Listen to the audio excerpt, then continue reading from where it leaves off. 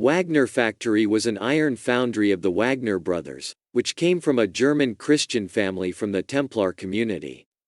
The factory produced motors, which were initially used for water pumps for irrigation, which helped develop the orchards and fields. Over the years they also began to produce weapons.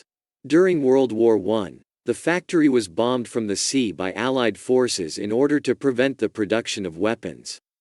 After the First World War, the factory was restored and reopened under the management of Gotthilf Wagner and his two brothers.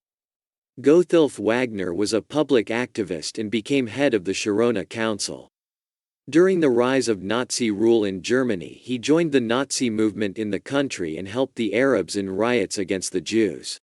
At the beginning of World War II, the British expelled the Templars from the country and the factory closed. After World War II, they returned to Israel. Gotthilf Wagner was murdered on Lewinsky Street by Jews who were not captured. After the State of Israel was established, the lands and property of the Templars were taken by the State of Israel. The factory passed to Nehushtan, which manufactured elevators until the late 1970s. In the mid-2000s, a number of original buildings were preserved, and a Neve Zedek Tower was built, populated mostly by foreign residents.